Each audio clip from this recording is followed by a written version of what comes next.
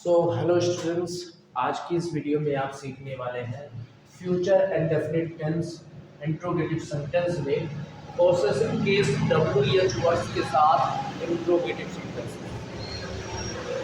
तो सबसे पहले आप ये जानेंगे कि पॉसेसिव केस WH वर्ड होते क्या है।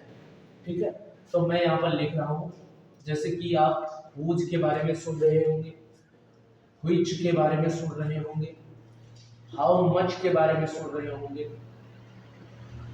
और फिर हाउ मेनी के बारे में सुन रहे होंगे।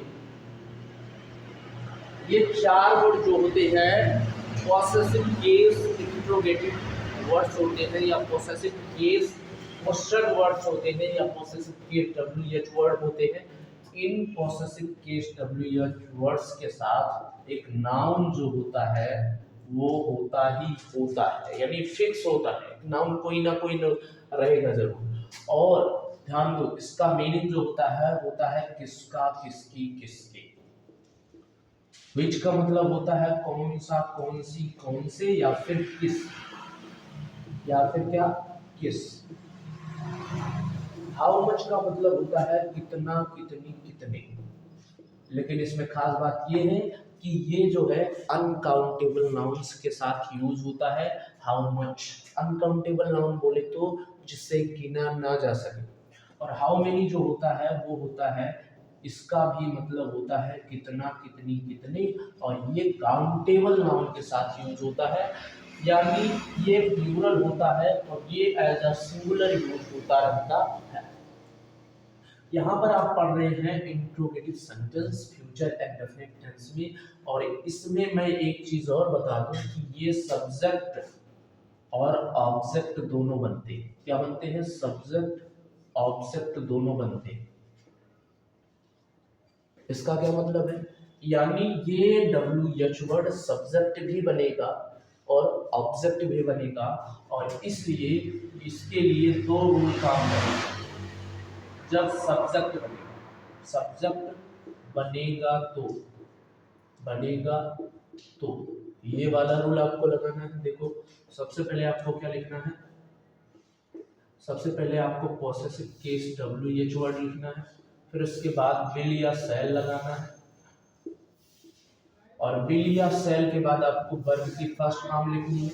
वर्ब की फर्स्ट फॉर्म के बाद आपको ऑब्जेक्ट लिखना है, ऑब्जेक्ट के बाद आपको अदर्स लिखना है, और लास्ट में क्वेश्चन मार्क होना चाहिए। एग्जांपल लेते हैं किस तरीके से ये WH वर्ड आपका सब्जेक्ट बनेगा। देखो, इसके आगे आप देखोगे तो आपको बोरिंग नहीं लगेगा, तब समझ में आएगा। पॉइंट वाली बात यही से है। एग्जांपल जैसे, किसके भाई ने तुम्हें मारा, किसका भाई तुम्हें मारेगा, सॉरी, किसका भाई तुम्हें मारेगा,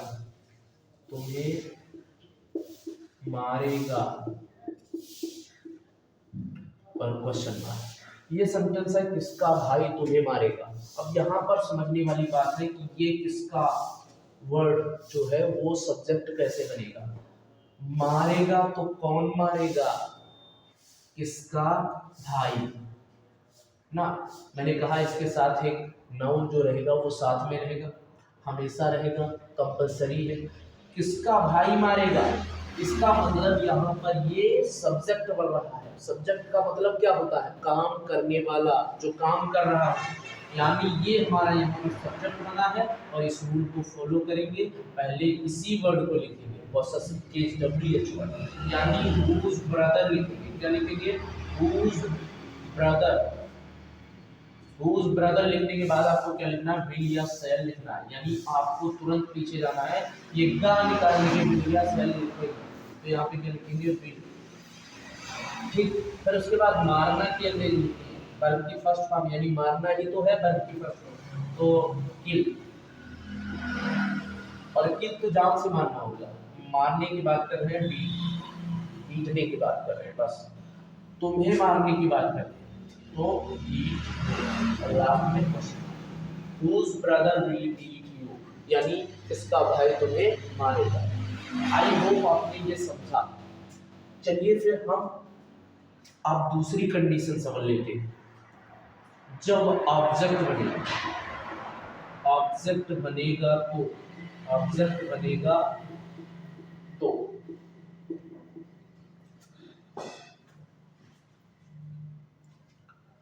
ऑब्जेक्ट बनेगा तो रूल क्या है, देखो ध्यान से यहां पर लिख रहा हूं। सबसे पहले आपको पोसेसिव केस WH वर्ड ही लिखना है, फिर उसके बाद आपको क्या लिखना है, विल या सेल लिखना है। विल या सेल के बाद आपको लिखना है सब्जेक्ट। क्या लिखना है, सब्जेक्ट। अभी तो ये क्या बन रहा है, यहाँ पर ये बन रहा है तुम्हारा ऑब्जेक्ट, इसका मतलब सब्जेक्ट कुछ और बनेगा, तो इसीलिए आपको विल सेल के बाद क्या लिखना है, सब्जेक्ट लिखना है। और सब्जेक्ट के बाद आपको क्या लिखना है, आपको वर्ब की फर्स्ट फॉर्म लिखना है, और वर्ब की फर्स्ट फॉर्म के बाद आपको कोई और ऑब्जेक्ट है तो लिखना है, नहीं तो फिर अदर्स लिख देना है। ठीक है, अदर्स लिखने के बाद आपको क्वेश्चन मार्क लगाना है। चलिए एग्जाम्पल लेते हैं, एग्जाम्पल लेते हैं और समझते हैं कि किस तरीके से ये ऑब्जेक्ट बन सकता है। ठीक है, कल तुम कितने लड्डू खाओगे, कल तुम कितने लड्डू लड्डू खाओगे,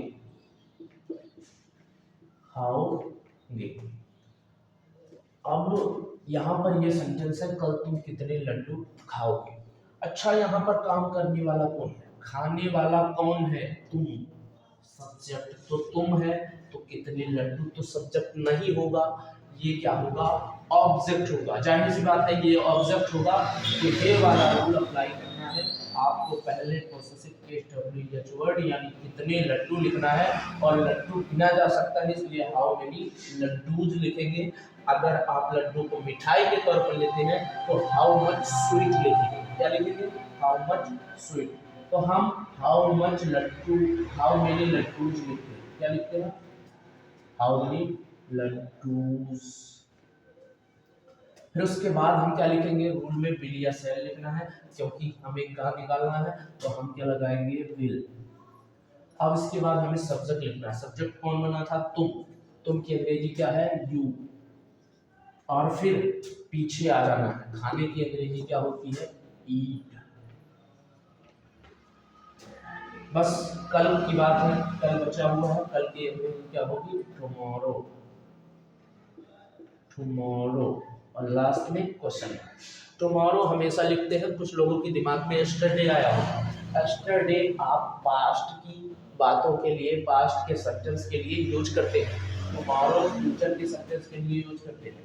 तो how many laddoos will you eat tomorrow, ये सेंटेंस आपका बन के तैयार हुआ। आपके लिए एक सेंटेंस है, आप कमेंट में उसका आंसर बताइएगा। तुम कौन से कपड़े पहनोगे, इसका कमेंट में करके आप बताइए।